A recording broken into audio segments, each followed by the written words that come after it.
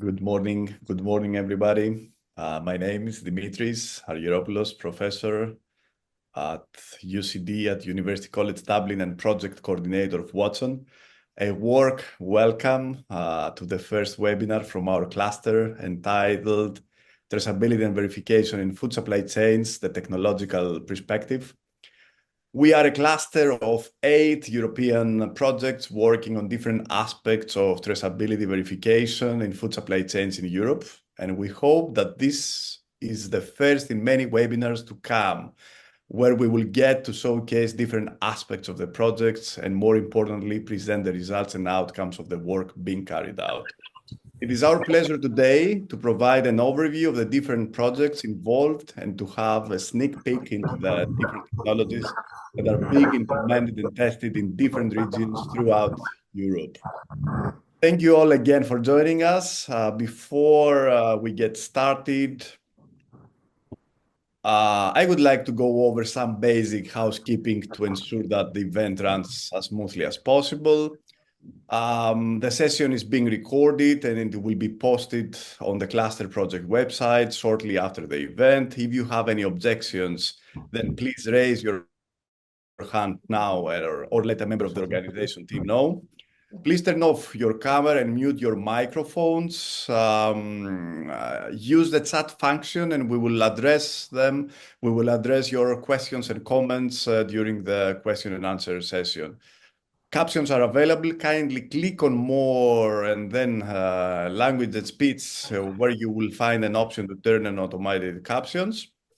Let's move on to the agenda that we have today. We have presentations, as already said, from 8 cluster European projects. Those are Alliance, Q's, FishEUTrust, C2C, THEROS, Titan, Watson, and TealHelix. This will last for about an hour, and then we will have approximately half an hour for your questions, for the questions of the audience. About our speakers, we are very happy to have here with us today Kostas, a postdoctoral associate from the University of Thessaly. We'll talk about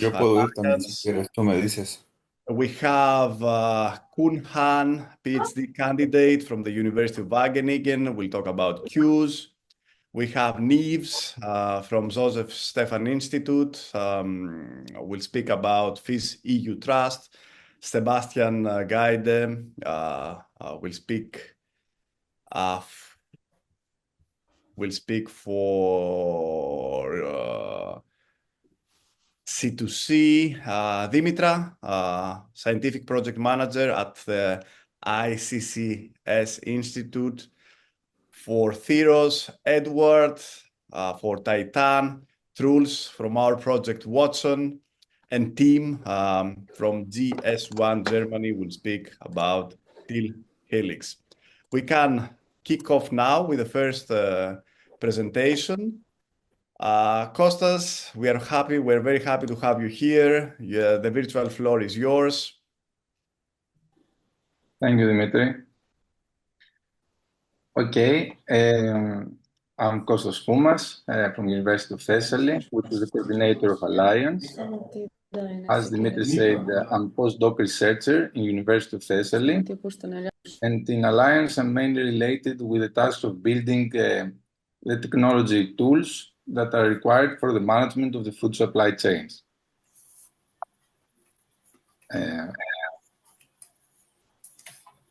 Okay.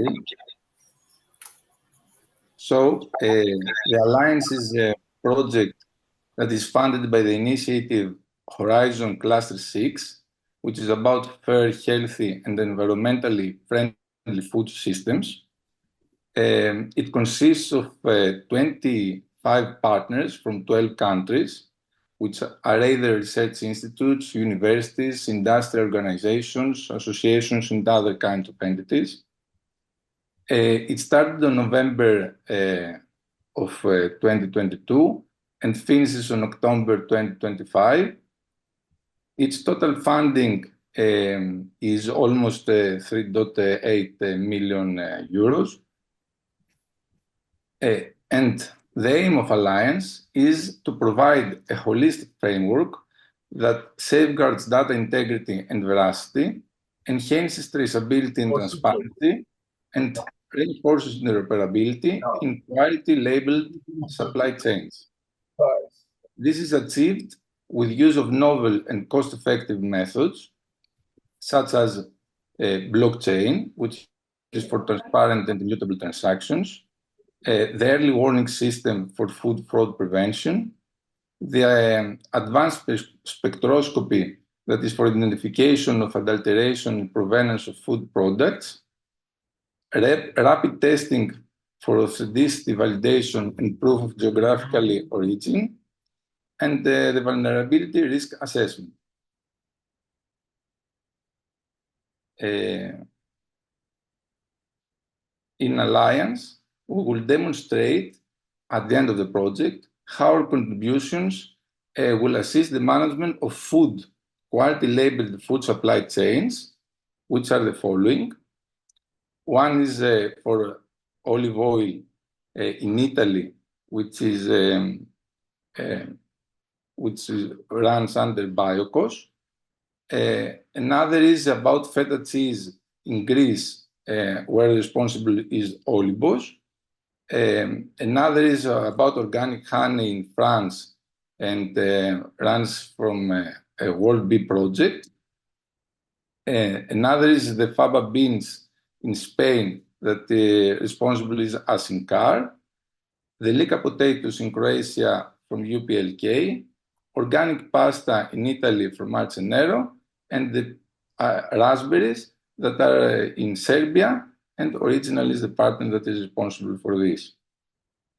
Here you can see a list of the partners that contribute to Alliance.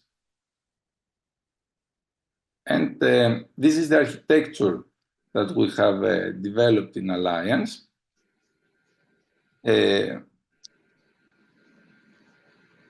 Here you can see a list of the technologies that we use and how they are interconnected. We use the next generation portable DNA sequencing that is used by a dedicated set of IoT devices for confirming the authenticity of the products. We use the blockchain technology that is for enhancing traceability with tamper-proof records. All data are stored in this layer.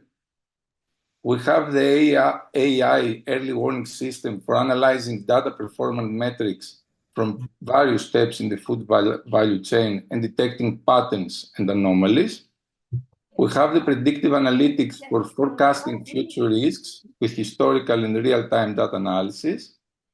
And at the end, we have a set of web apps for illustrating the results of the previous modules and giving the API for managing the food supply chains.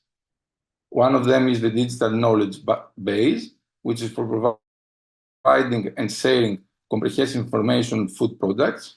We'll have also another web app that is for giving the opportunity to the consumer to upload using this web app the lot identifier of a product and see its backtracking information through an illustrative presentation.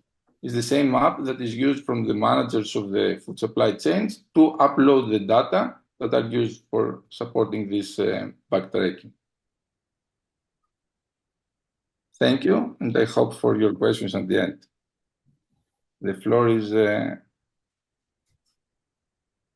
Thank you, Kostas, for the nice overview that you gave for the Alliance project. Now we can move on to the next. It's not very good though. Next European project. We can move to Q's.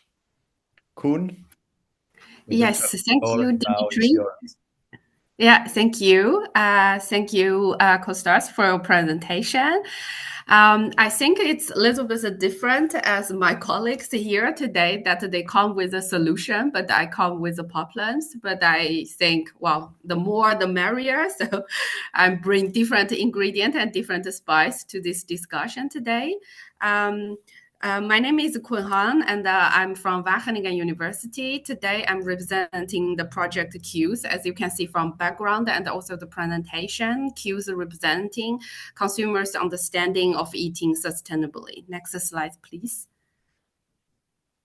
So a brief introduction about our project. So our Q's is focusing, as mentioned before, is about consumer eating sustainably, and we are focusing on the triple change. So we want to cultivate a culture that is supporting this initiative to help consumers to eat more sustainably, but also to have a policy dialogue going on to facilitate such conversation. So the policy and the culture change, but most importantly also, well, they are all equally important. That is about industrial change. So we want that to help together with the food value chain stakeholders to make our food value chain more transparent, traceable, and also trustworthy. And as you can see from the triple change part, that my work package is focusing on the bottom, the orange part, that about industrial change. So this is overall very quick information about projects. Next slide, please. So of course, if we say we need to do a change at the food value chain level, so we cannot be done only about at the researcher level. So we need industry partners that co-create a solution together with the researcher. So we are very lucky to have very four diverse case leads together with us to focus on the food value chain change. So we have a consumer organization from Greece that they are very dedicated to protect consumer rights.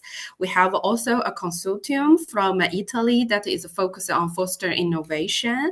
And we also have a business association that representing small and medium-sized enterprise in the food sector from Hungary that's with us in this work package.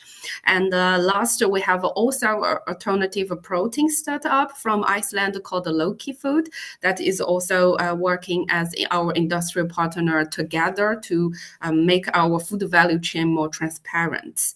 Next slide, please. Yes. So as I mentioned before, that our work package adopts participatory action research. What do I mean by that? Is that we are really value the stakeholders' knowledge combined with researchers' analytical skill. Then together we are address a practical challenges such as making our food value chain more transparent and all the associated problems. By this way, then we can balance between the theoretical depths, but also the practical applicability. So in some of the research that the stakeholder or the actor of a value chain that is normally being considered as a research context or the research subject, but in this approach that they are also an active partner together with the research partner that they're creating knowledge together.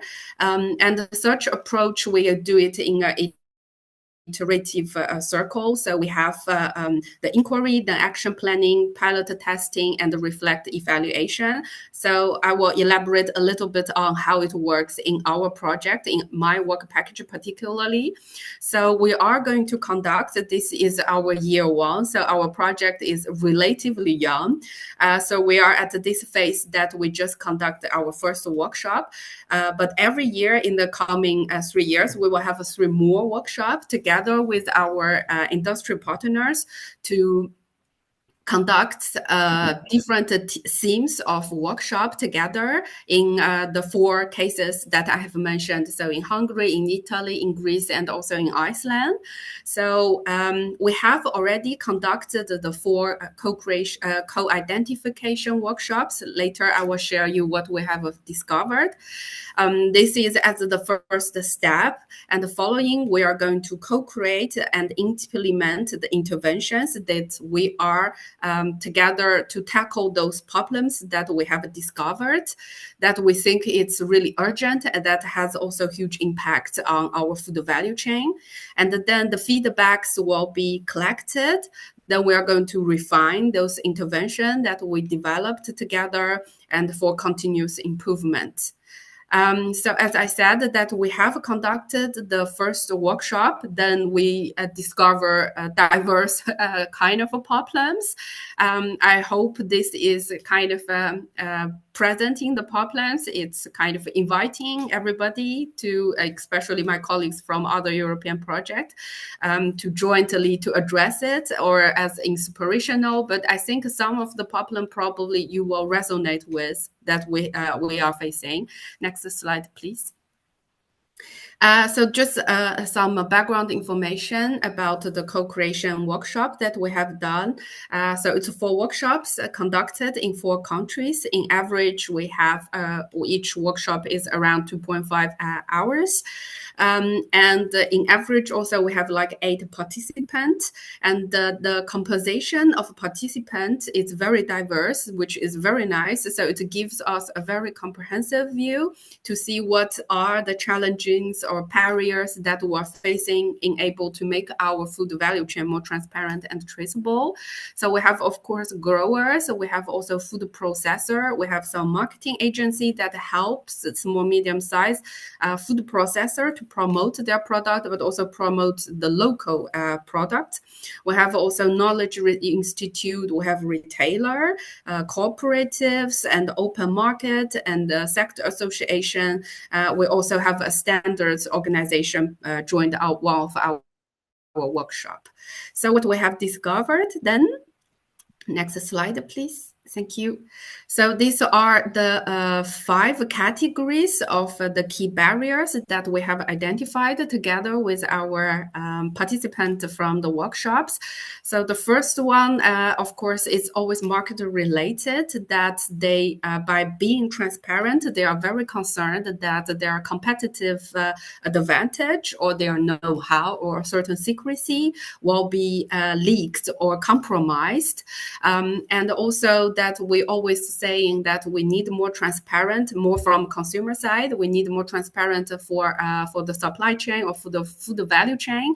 But it seems for the participants that joined our workshop, there's not much market or economic incentive for the actor in the food value chain to really make this request tangible, so to make money out of it, so say.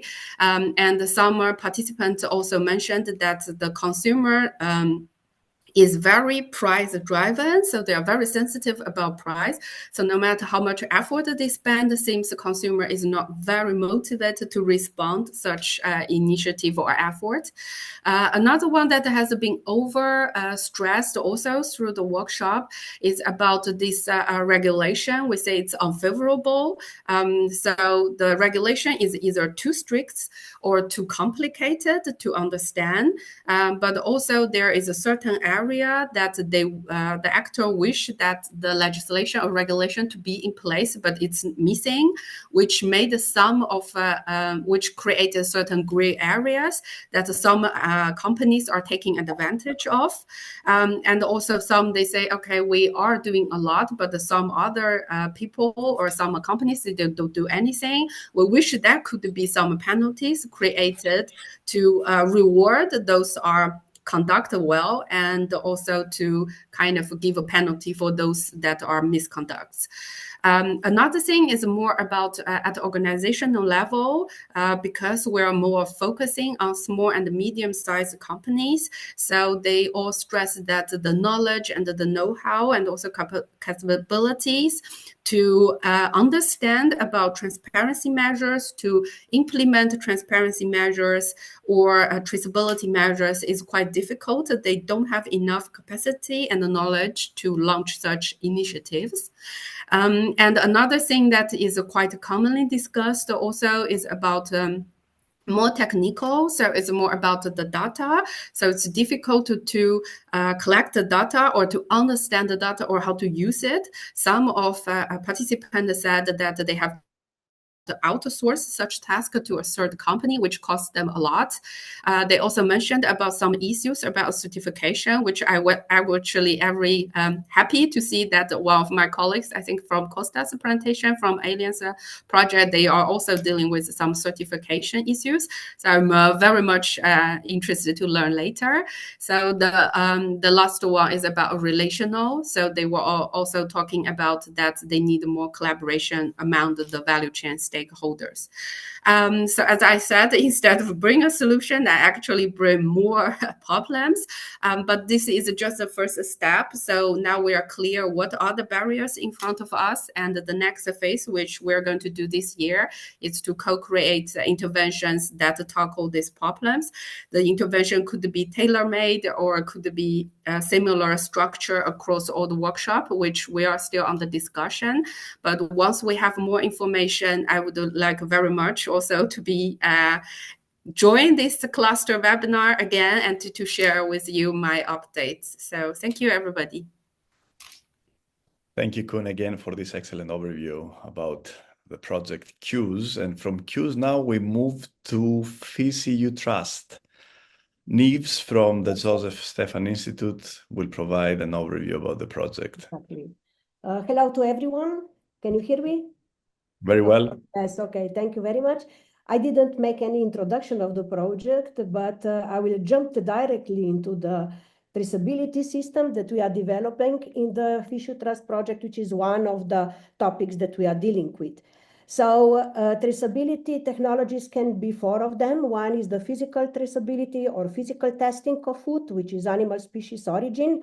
The second one is the food sensing or technology where fast methods for analyzing and characterize the food, which can be also linked to the IoT system or Internet of Things. Then we have hardware devices or Internet of Things. And at the end, we have blockchain and software developed for the traceability. All four traceability systems are developed in the FishEUTrust, but we are focusing only on CBRIM. This is the advantage. I'm going through different technologies that we developed in the FishEUTrust. One is the first. I will start with the physical testing we have done to identify the authenticity, but also the origin. We use microbiological and DNA testing and stable isotope approach. We can, just a second, yeah. So you all know that you can do the species and origin with the DNA testing, but with stable isotopes, you can also do geographical origin, and then you can also do you can check the wild and farm, or if the fish is wild or farm. We did just some results. We did the sample collection at our living clubs. We have 5 living clubs, but we done some sampling in Spain, at CEDGA in Portugal, in IPMA, in ABT in Malta, but we also had some data or some samples from Slovenia and Croatia. And looking at the DNA barcoding, you can see that we can not only do it for the fish speciation, but also to identify also the origin or the geographical origin. But we found that looking at the stable isotopic composition, you can really very fast with analysis only on carbon and nitrogen differentiate between wild and aquaculture fish. We have done also microbiome. We identified the biomarkers related to the farming of the fish, but also to the geographical origin, and we found quite interesting results. And what is the next? In the next step, we are going to put together all of the database. We can do some analysis individually, but now we are applying the artificial intelligence in order to find the appropriate biomarkers that we can check which biomarkers are the most appropriate to identify the origin and also the farming process. Then in the second, looking at the sensing, we developed smart control system for quality and safety. These are 4 smart systems. One is related to the freshness. The second one is related to the biological safety. So we developed electrochemical sensors targeting the bacteria. Then also the chemical safety targeting the antibiotics and also toxins. We have the first demo session at our last meeting in Portugal, where we actually developed, I'm sorry, I was too fast, where we actually developed, we were testing these devices, and now in the next steps, we are going to integrate the devices together that they can be available for the consumers to test them, or stakeholders. And then looking at the digital solutions, we can integrate digital solutions such as See for Tomorrow benchmark, Food Track. We have also Cobalia that is also available, but we want to integrate it into our platform. And we have also the prototype for IoT system for fish farms, but also to track the sensors or to track the temperature during the storage. And we developed the innovation platform. So the architecture has been already developed. We want to obtain all the information possible from our data from the literature, to integrate with our other infrastructure, and also to validate this platform in our living lab.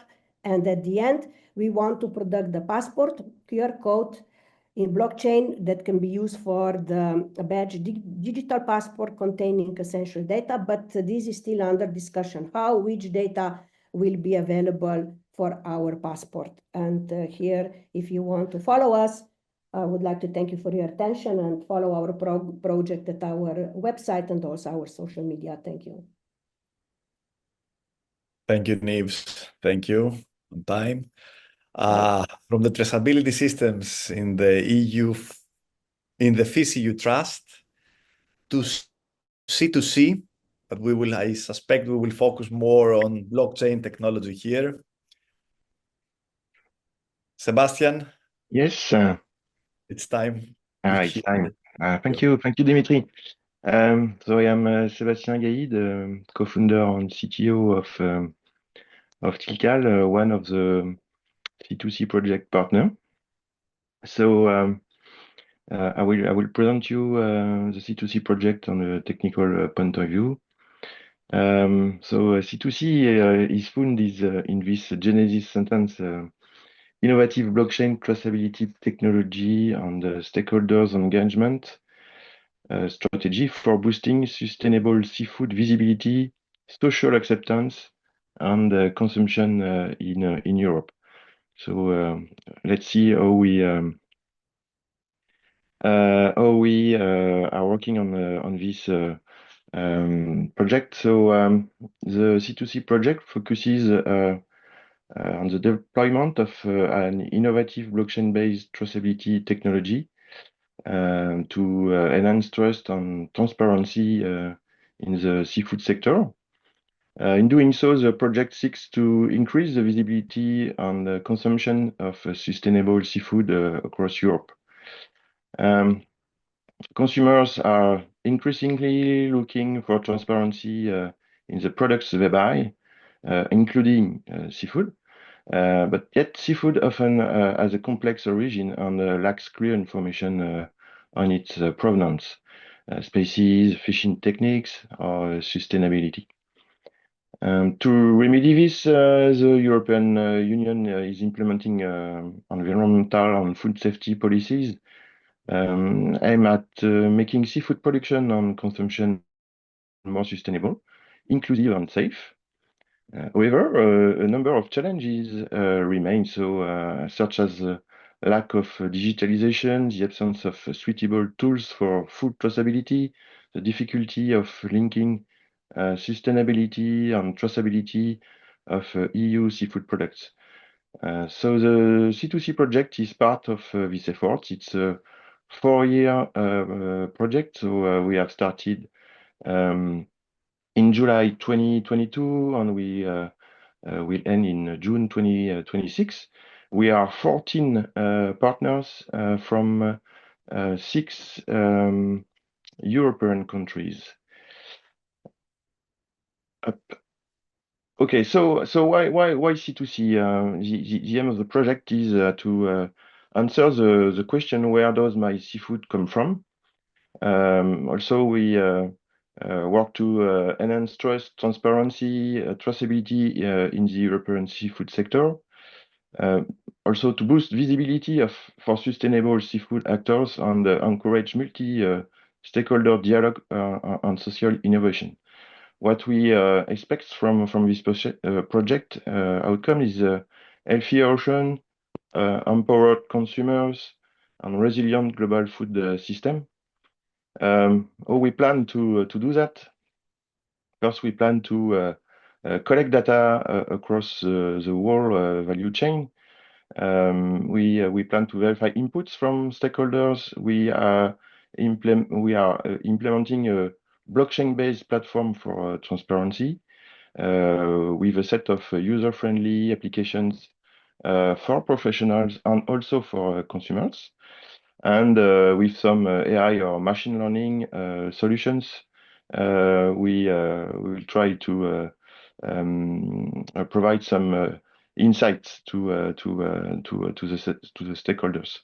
We are working on a few case studies with different kind of fish, so octopus, sea bream, sea bass, rainbow trout, and meagle, all across Europe, and some project will involve also Ecuador on Peru. The expected impact are transforming seafood traceability through technology and encourage responsible consumption and industry innovation.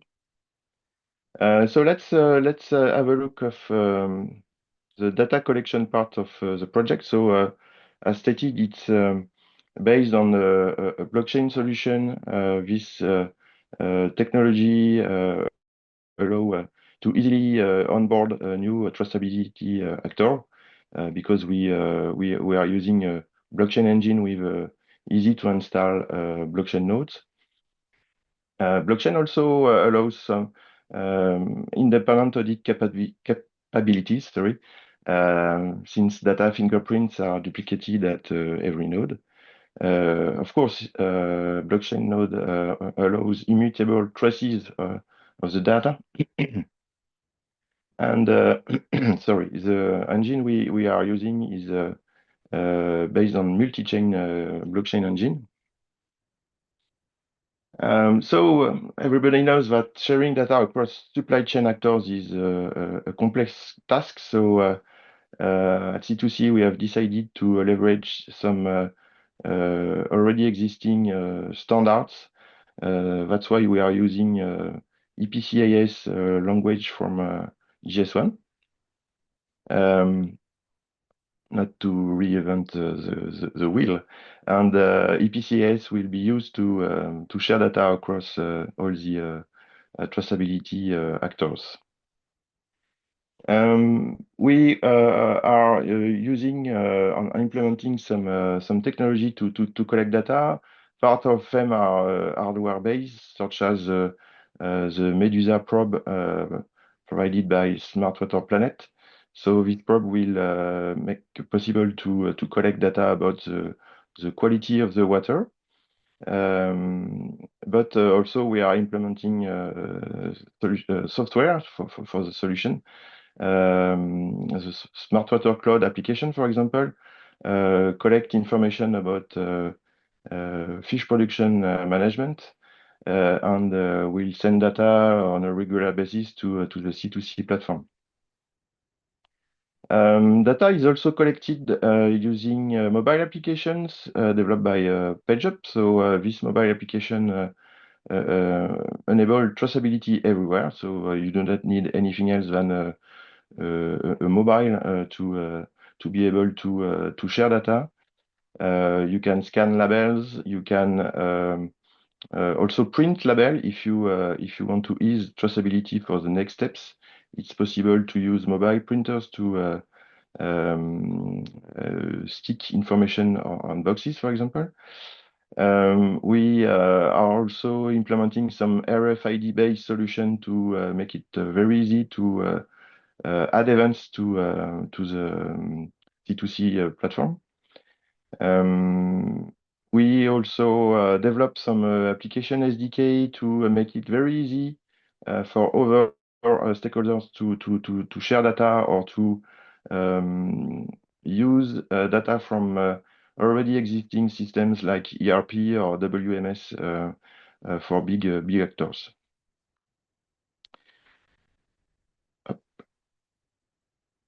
Once the data is collected, the C2C platform can be used to visualize all the aggregated information, to deep dive into supply chains, to get some reports, visual or raw data, and also to get feedback from the consumer. We will see that we have this part also in the solution. So it's really easy to manage your supply chain using GS1 master data. So you will be able to list your actors, locations, products, trade item, etc. This application also allows to get some information about risk assessment, like certification compliance. The platform will show you the differences between what is expected and what is observed in the data. Supply chain coherence also. You will be able to set up some alerts to be sure that data is shared correctly, that data is coherent, etc. And also, a brand, an industrial will be able to set up data visibility for its consumer, because there is a difference between visibility and transparency. So you have to set up what you want to make visible to your consumers. About this, the last part of the technical solution is based on the Spotlight application, which present a digital product passport to consumers. So very easy to use. You scan a QR code, for example, that is printed on a product, and you are able to get information about the product. It's a single-page web application, so nothing to install on your mobile phone. And here you can have information about the product life cycle, impact assessment. The brand can also provide some, photographs, videos, or marketing material to communicate about the product to the consumer, and make the consumer better informed to choose to decide to buy or not the product. Also, some feedbacks are possible from the consumer to the brand using some survey in the Spotlight application. So the user can rate the application, for example, with a 5-star system, or answer a question yes or no, or open question. So very easy to have a link to your consumers. So here is the whole picture, I would say, of the technological component discussed previously. But of course, technology is just one part of the solution. All project partners are collaborating to identify the key information consumers need to make more informed purchasing decisions, to deliver valuable data on the sustainability and health impact of seafood products. We are also working on organizing demonstrators of the project solution with real industrials that are participating to this demonstrator. And we are working on sharing project insight and educate the public about the project outcomes. Thank you very much, and do not hesitate to ask questions in the chat, and see you in the Q&A session. Thank you again, Sebastian. Thank you so much for your presentation. We move now to Dimitra. Dimitra will present the project THEROS.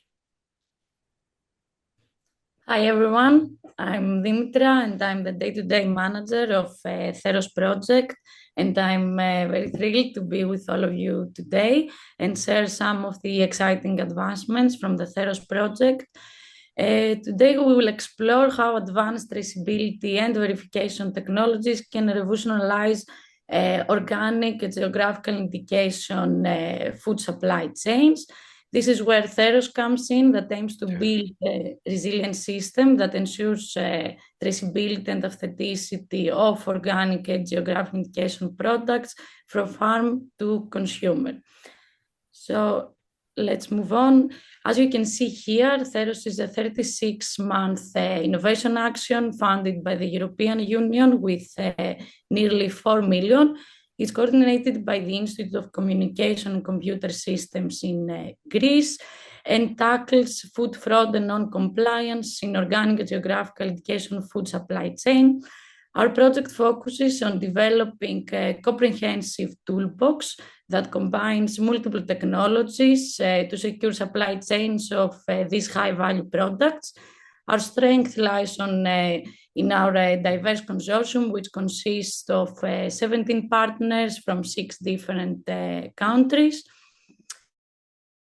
As you can see here, our envision approach and main concept of THEROS project basically consists of low-cost, digital, and scalable solutions that rely on Earth observation, ecosystem services, MEMS-based photonic systems, IoT sensors network, and also DNA-based authenticity kit, being coupled up with advanced analytics, machine learning, and artificial intelligence in order to ensure efficient detection of fraudulent cases, as well as monitoring of associated quality and sustainability elements.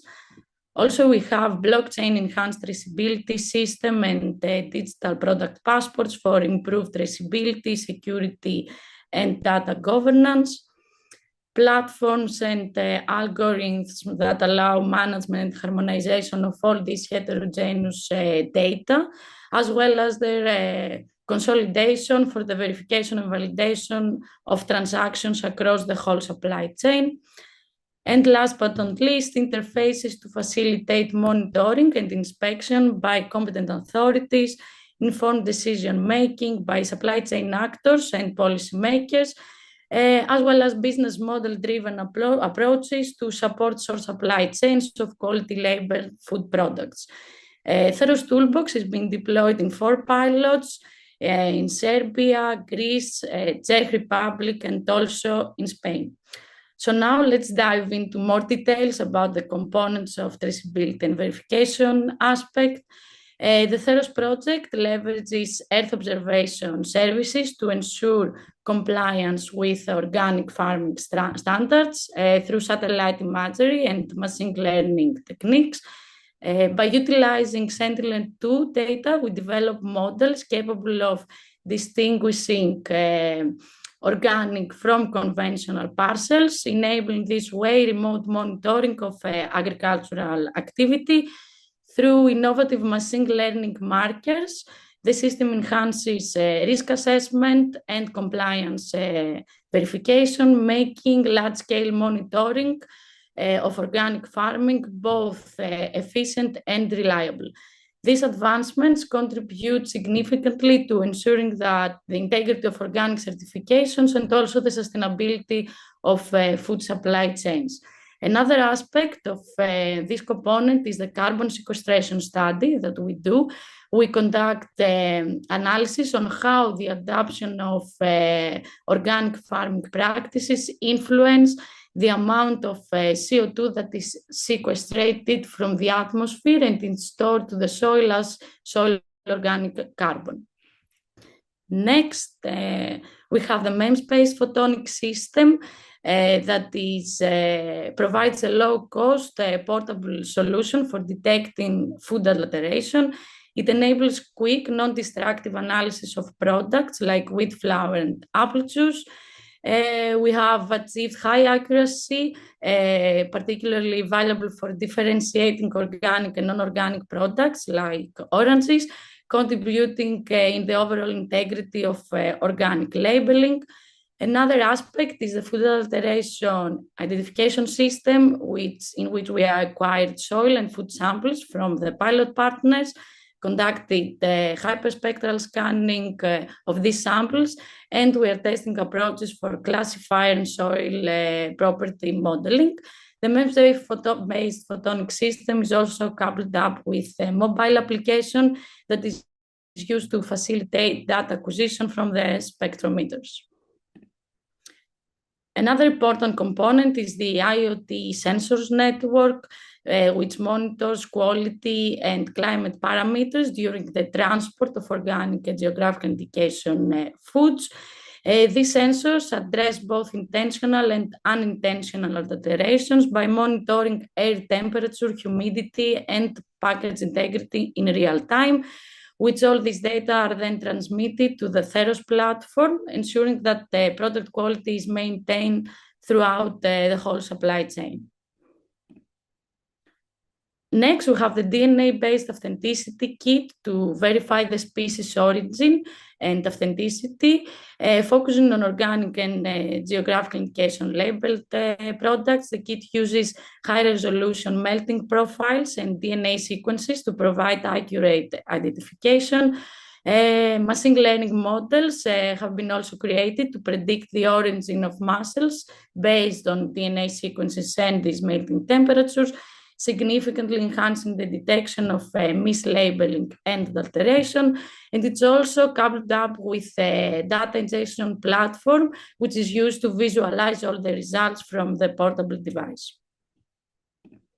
Next, we have three of the other main components of the THEROS toolbox that is used for traceability and verification. First of all, we have developed the blockchain traceability system to ensure secure and transparent tracking of food products across the whole supply chain. This platform records every transaction from farm to consumer, facilitating this way the detection and tracing of any discrepancies.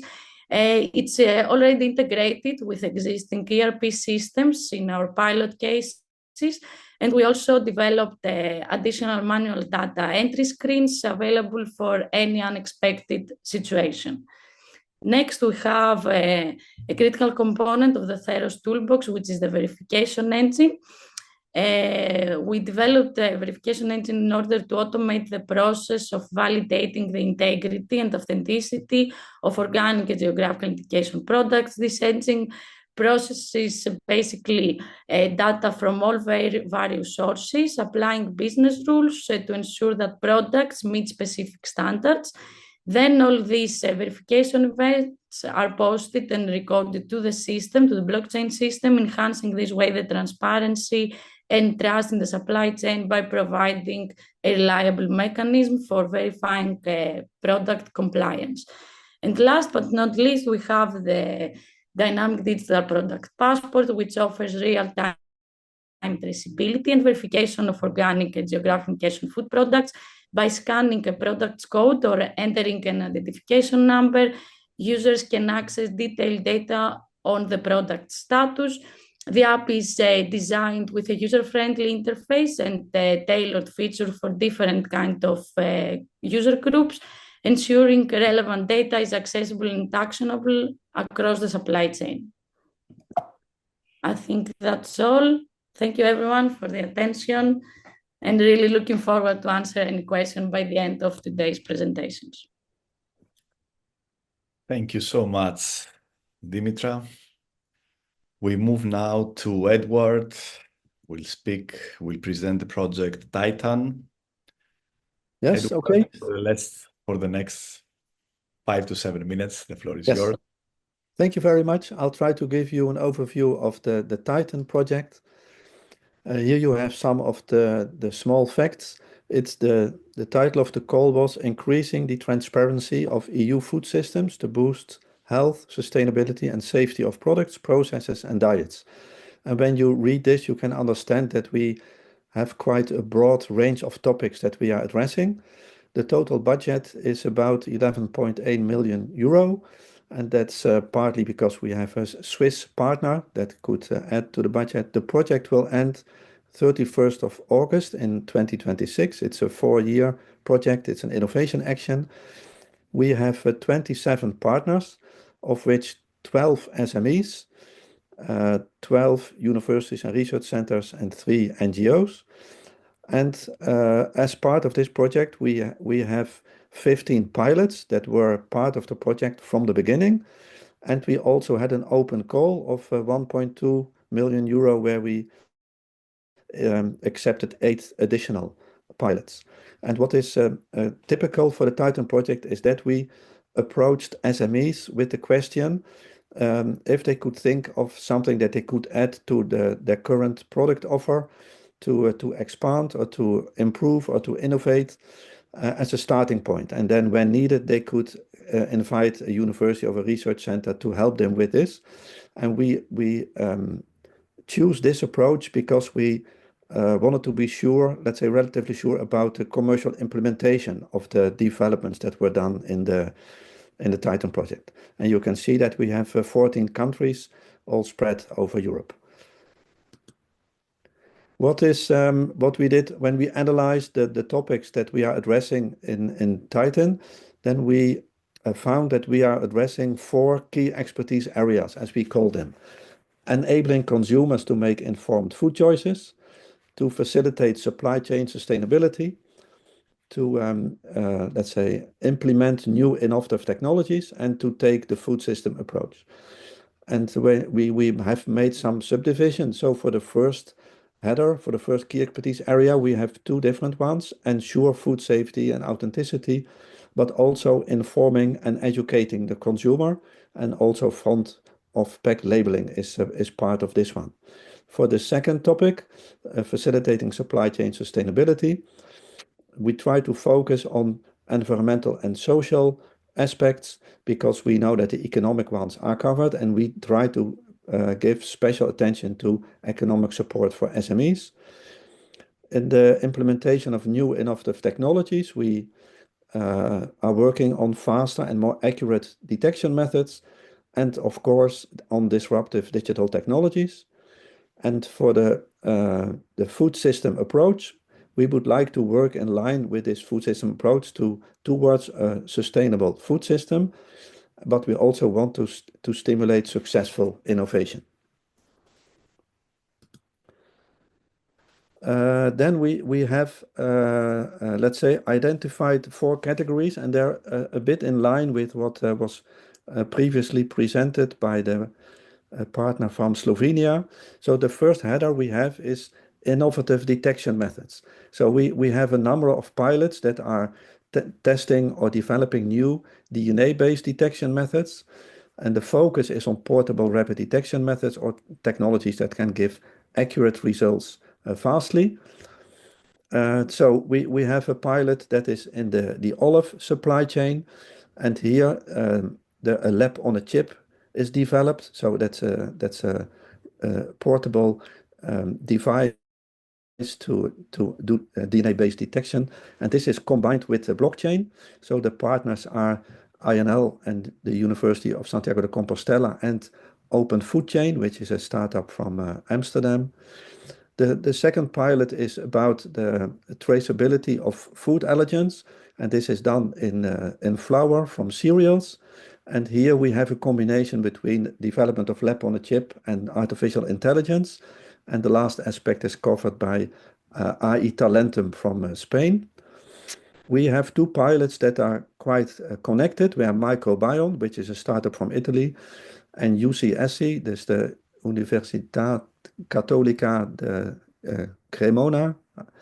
They work together on omics technologies and on rapid detection methods to look into the microbiology of fermented food products and on the presence of pathogens in long shelf life products, in this case plant-based milks. And then we have from the open call, we have 1 additional pilot that combines digital microscopy and artificial intelligence for the let's say prevention of food fraud with honey. The second, and that's in line with what you heard previously, aspect are sensor technologies. So we have several pilots that are developing and or testing new sensors that can give information about the freshness of products and thus the remaining shelf life. These are both from the open call, so they have a, let's say, a limited budget, and they are in Titan for a shorter period. TELFish, which is run by TELSpec, determines the freshness of fish, so it can give an indication of the remaining shelf life using a spectroscopic sensor. And we have the partner Color Sensing, which is also a Spanish startup, and they can put a sensor on the packaging, and in this case you see chicken, and that can detect with their color also the, let's say, the expiration date, make it flexible or dynamic. And they also work in combination with artificial intelligence, and that's something that you will notice. This was maybe not planned beforehand, but artificial intelligence is flying in such a way that it comes back in more cases than we had anticipated beforehand. The third topic that I would like to mention is Internet of Things and interconnectivity. And in fact, we think this is the main challenge that we have to solve, to connect all the sensors and devices that can give information that is relevant into one system, ideally for a partner, a user, in their laptop, so they can get in the data and analyze them, ask questions, and then they can take measures that are fact-based.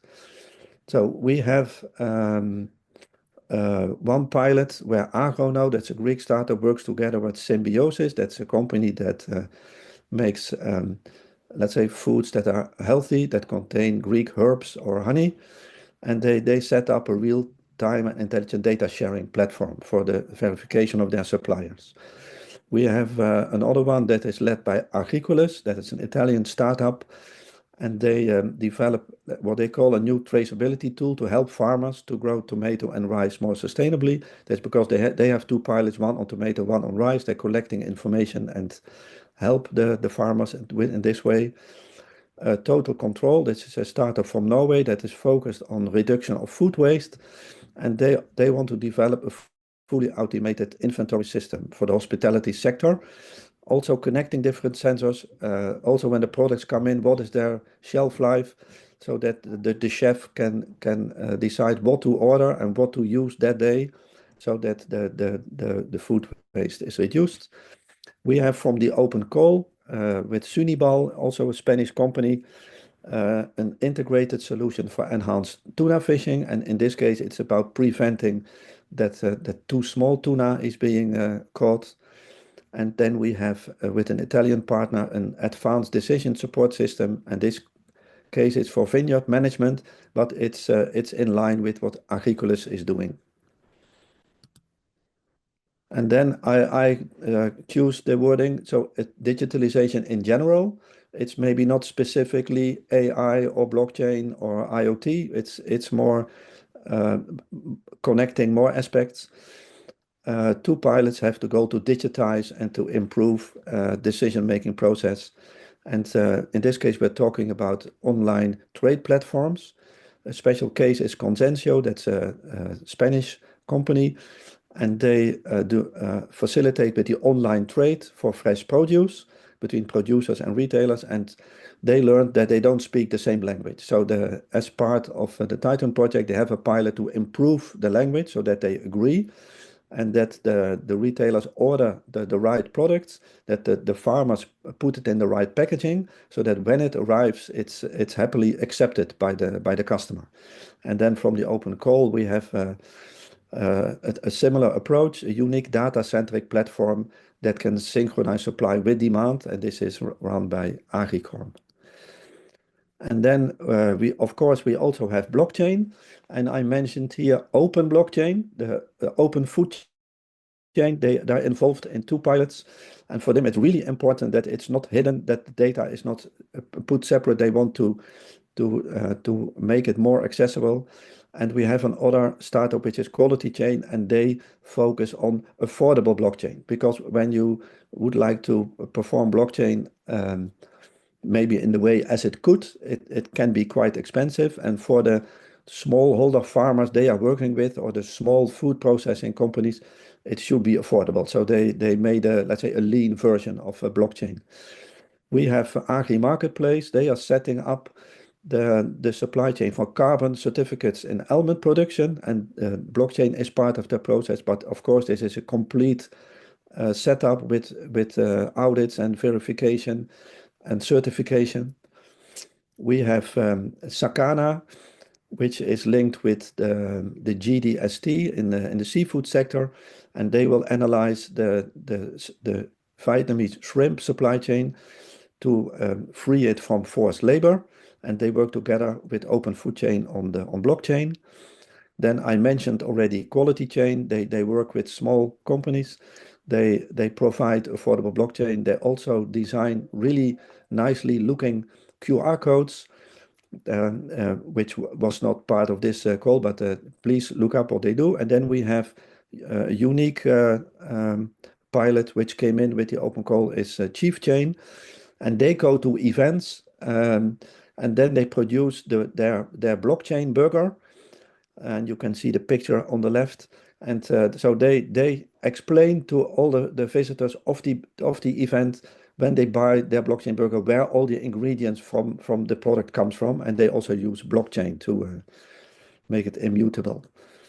And then to end up to the Titan KPIs, we want to increase the access to relevant data. We would like to contribute to the reduction of food safety issues. We would like to help vulnerable workers to get a higher income. We would like, via our work, to improve the nutritional intake of vulnerable children, the reduction of valuable resources like water, more economic value for carbon storage, reduction of food loss and waste, reduction of food fraud cases, and more trust between food producers and buyers. And with this, I thank you all very much for your attention. Thank you so much, Edward, again. We are running, I think it's already 10:30 now. We have to move on. Truls will present our project, Watson. Truls, the virtual floor is yours.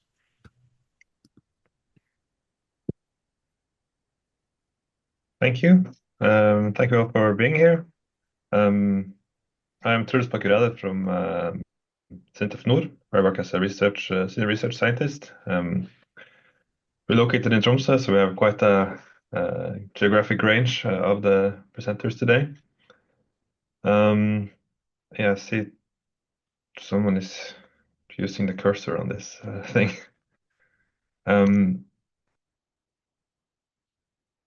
Yeah, so Watson, it's an abbreviation for this title. It's a 3-year product under the Farm to Fork strategy, of course.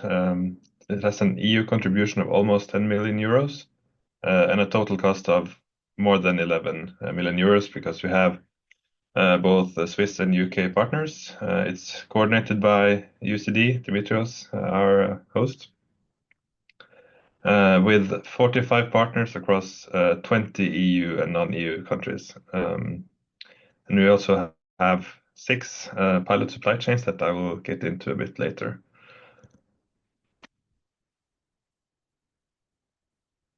The concept, it's kind of a fully vertical digital technology architecture.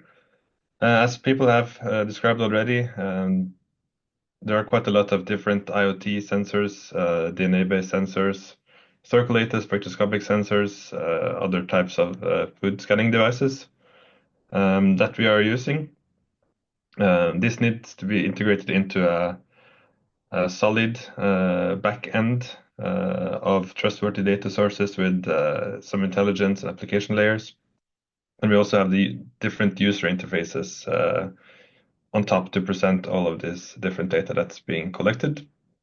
That will be both through apps, web pages, digital food product passport, dashboards. So even though this is about technology, this seminar and session, I will present a bit of our results that will act as a basis and baseline for the design and development of the different modules in the project. So the first thing we did in the first work package is to conduct a systematic literature review, where we started with almost 600 articles concerning traceability, transparency, and technology in food supply chains. Many of these mention blockchain, but quite a few of them they don't really go into the needed depth, I think. So if there's another seminar like this, I would be really interested to hear everyone's takes on the kind of implementation details. That would be interesting.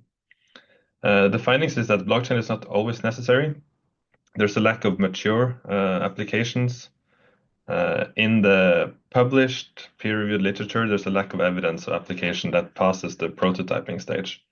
Of course, not everything goes into scientific journals, but it is still symptomatic of kind of problems with making this more mature. Food is kind of special in that we have a lot of mixed supply chains. When you're making finished consumer-ready products, there will be ingredients from different supply chains. That means that we either need to have really big blockchains with many transactions, or somehow having intersecting blockchains where we have some kind of semantic interoperability across the different chains. We have found kind of one special use case that we think blockchain is a really good tool for, where it clearly adds value, and that's when we need immutability for stateful applications where we have multiple writers and we have no trusted third party available online. Often in the food supply chains, there are trusted third party like the food safety authorities or other governmental agencies. Furthermore, we need to decide what's the purpose of using blockchain. What is it the best tool for, or is it the best tool for what purpose? What should be on and off chain is kind of a design problem that we are still working on, and it's not always obvious what should be the answer. How should the off-chain data be organized? Who and how should the data be accessed? We've done quite a bit of modeling to be able to get to these details of what should go where.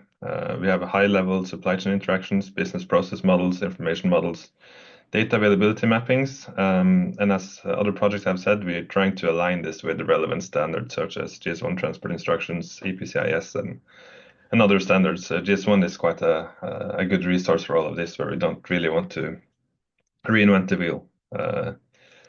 There are some both deliverables and peer-reviewed articles coming on this from our side, so we hope that they'll be interesting for you to read. We have also done some expert interviews. These are the 6 supply chains in Watson. The problems when it comes to authenticity, traceability, transparency, and food fraud are quite different between these supply chains. For instance, for the Portuguese wine, there are strong protections, but experts feel that the external producers market misleading or non-authentic products. Or honey, for instance, it's really easy to add cheap corn syrup to honey, and it needs to be able to be detected. So this is one of the technologies that we're working on. We've also done a vulnerability assessment and behavior analysis, where we find that kind of the social relations and social justice considerations is quite important. Some of these technologies that we can include will change the trust relations and even more possibly change the market and trade dynamics.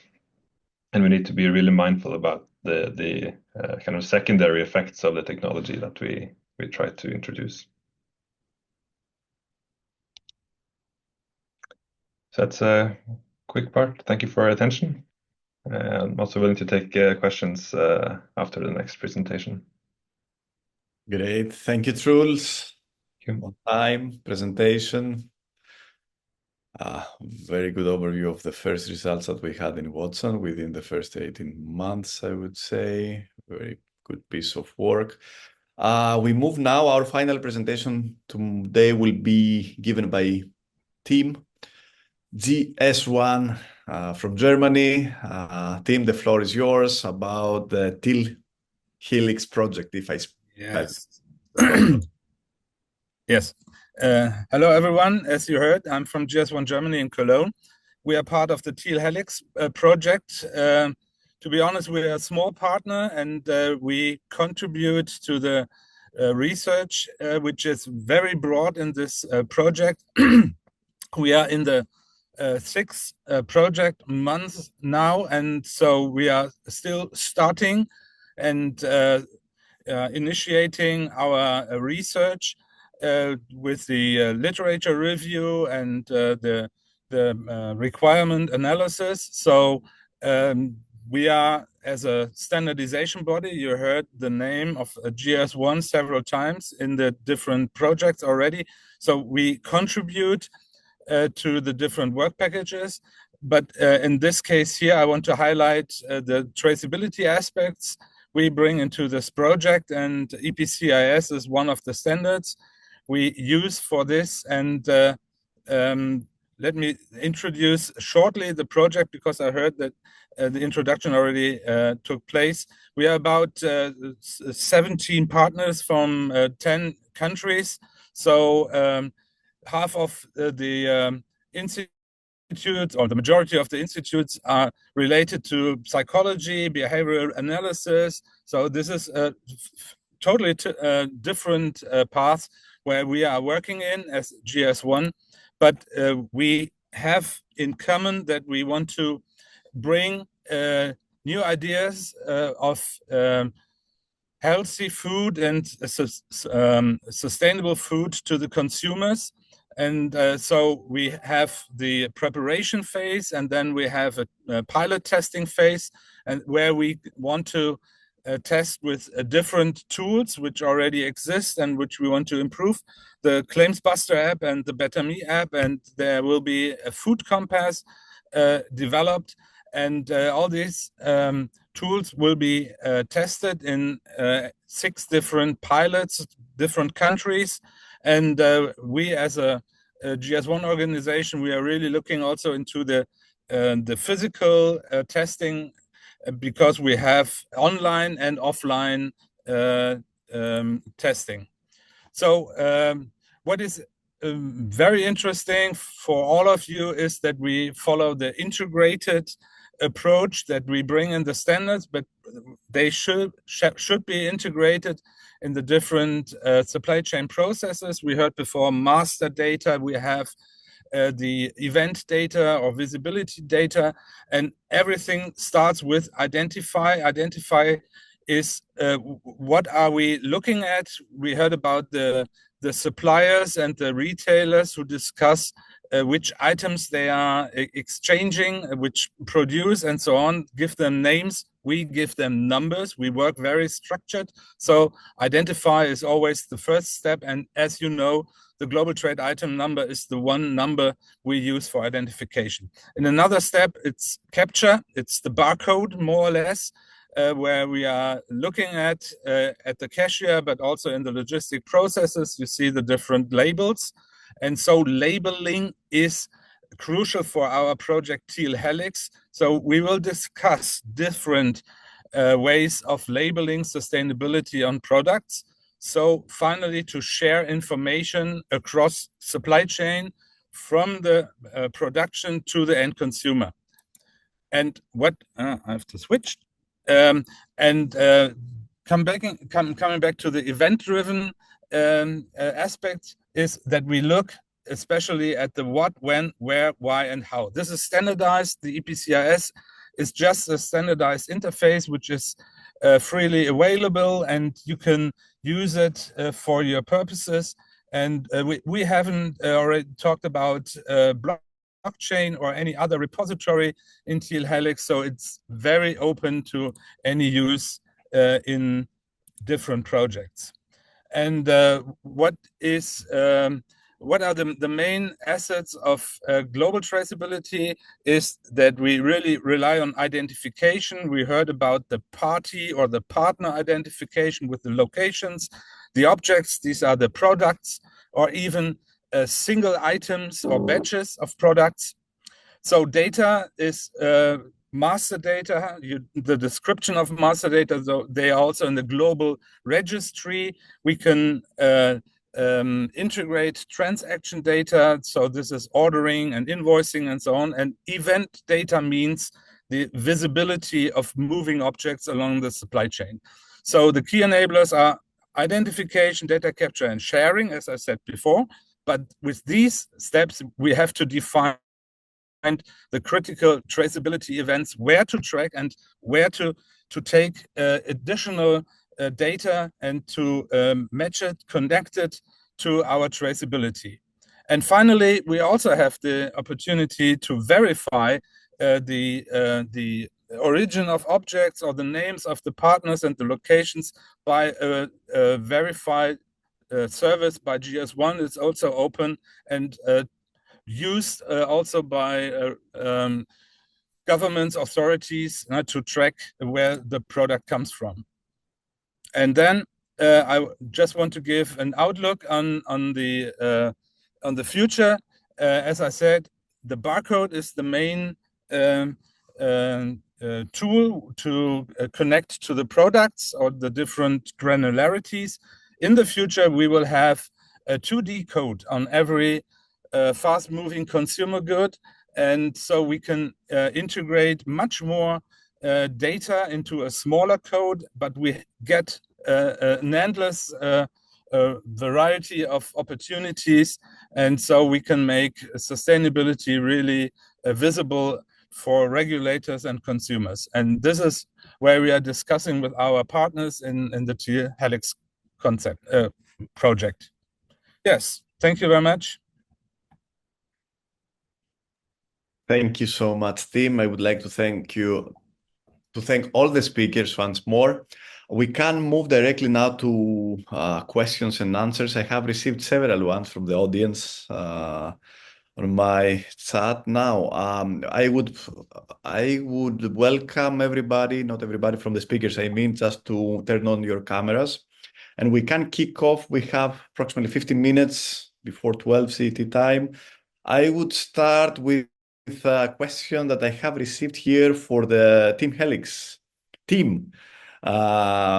Is it possible to connect to digital traceability other information from the value chain belonging to food products, and which kind of data? Yes, very good question. As long as we can identify the different items, the different products with the number, and we have the 5 dimensions of the event, we can connect data from the IoT, from sensors to this. This is especially already developed in the traceability EPCIS 2.0 release. So it's really useful to make that, but we can also connect certificates and other information, documents, and then moving along the supply chain to everybody, to any stakeholder.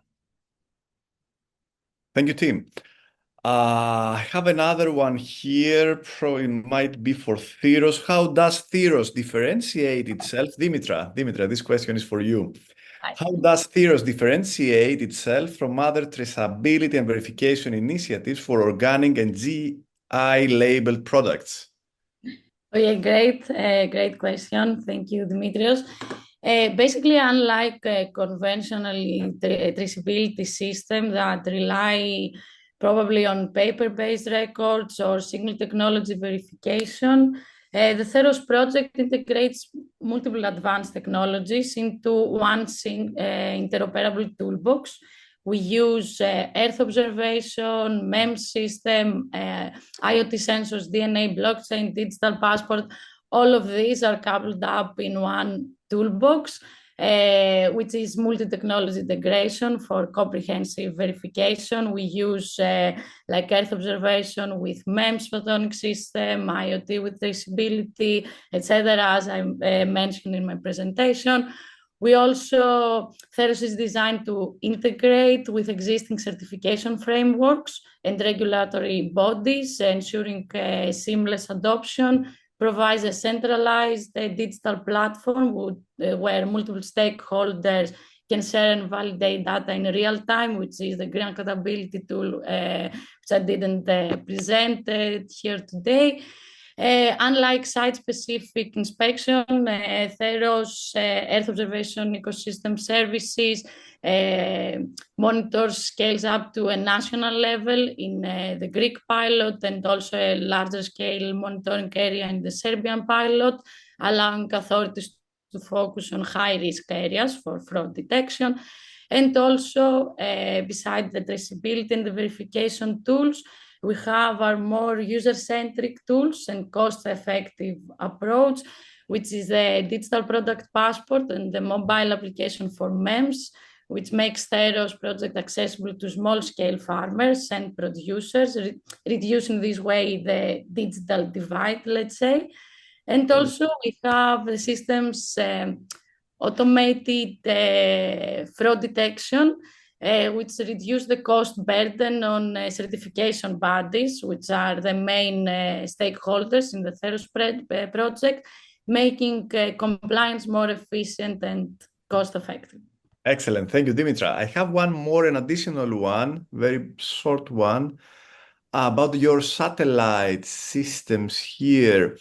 Do they apply only to monoculture systems, or how does it apply to agroecological parcel systems? Very brief answer of you. I will try because this task is handled by Synergize and it's another partner, but I will try to answer. Mainly the Very briefly, yeah, please. Because I have several questions. Yeah. The Earth observation component within THEROS primarily relies on satellite imagery to analyze agricultural parcel using multiple markers, which I didn't include in the presentation because we had a short time to present all of this. We have homogeneity marker, crop type, organic and non-organic. It's well suited for monoculture systems in THEROS project with the spectral and temporal signature of crops are easier to classify. But the system is also designed to be adaptable to agroecological parcel systems. We also compute crop rotation and nitrogen runoff practices, which is the EFAs, the ecological focus area. So we also address this. We have computed the markers for these two, which address the compliance with agroecological practices such as cover cropping or biodiversity conservation.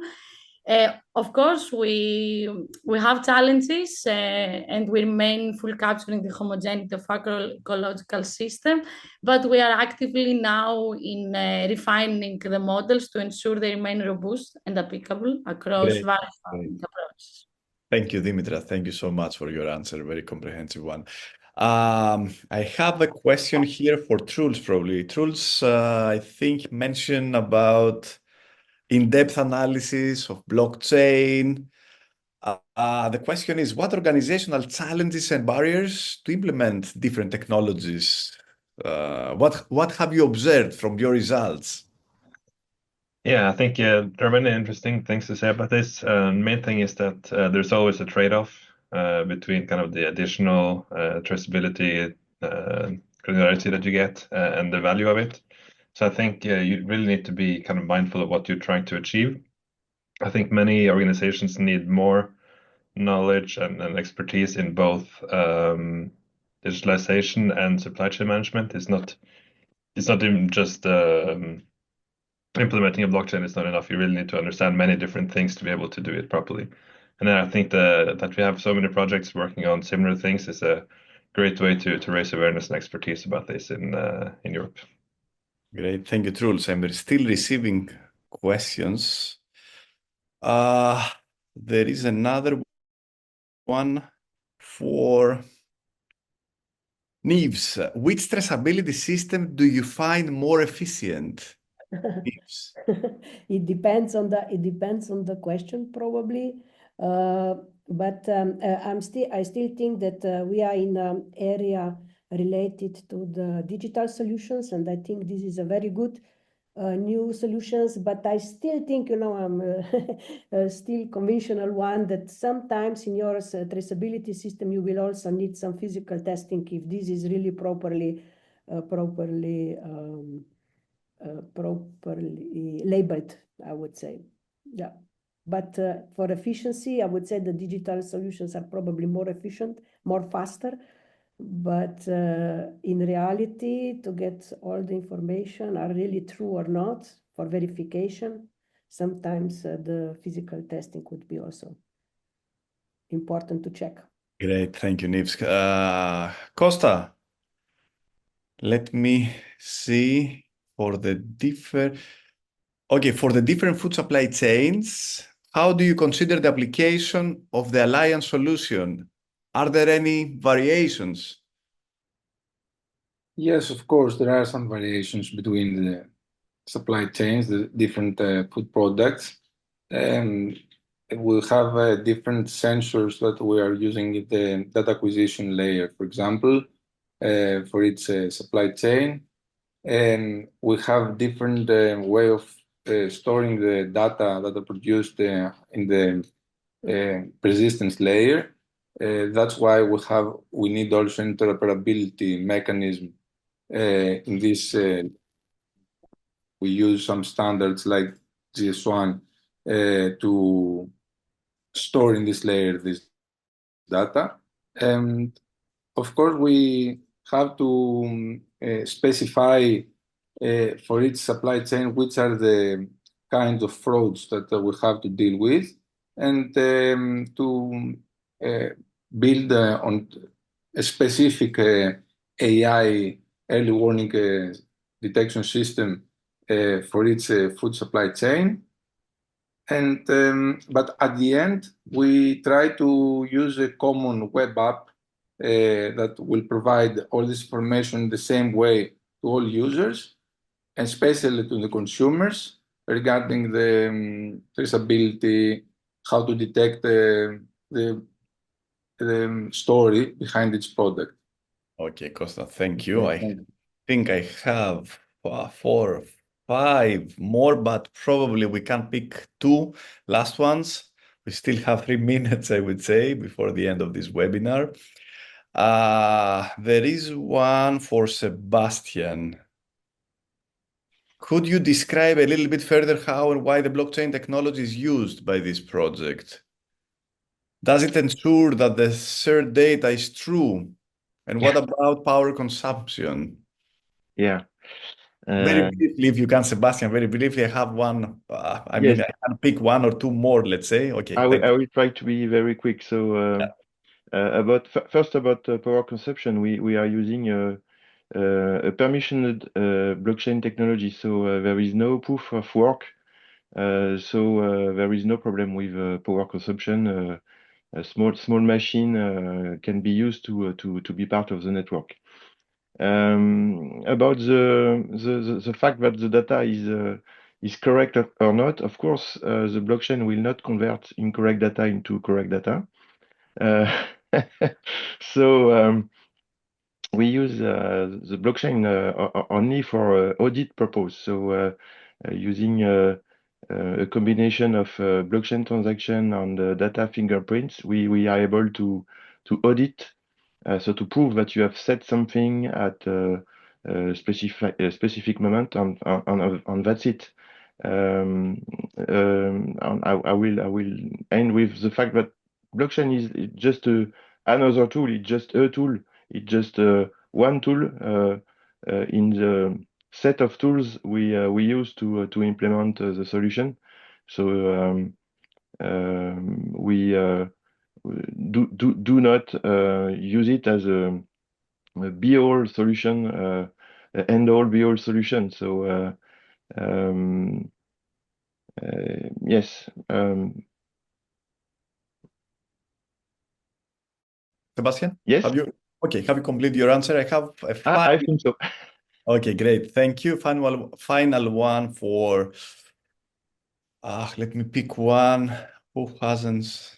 I have 2 more for Dimitra, for Team True. Edward, which of the main categories that you have mentioned are the most challenging to achieve and why? Yes, I've tried to mention 5 different categories. So those are the DNA-based detection methods, the sensors, Internet of Things, digitalization in general, and blockchain. And I think for us, the most challenging is the Internet of Things. To let's say to reach a higher level where we can connect the input from different sensors in one, you could say, a computer system where it can be let's say studied, modeled, so that the user gets really good let's say results. I think for the DNA-based detection methods and the sensors, there are a lot of developments, and I think they can be implemented. There can be questions about the costs or if there's a good business case. But yeah, for me, the Internet of Things, that's the most challenging one. That's where we see the biggest issue to get this really solved. Yeah. Great. I would like to thank once more all the speakers for the excellent presentations of the 8 projects in this cluster. Also, all the participants for the I have some more questions, but we don't really have time now to do that.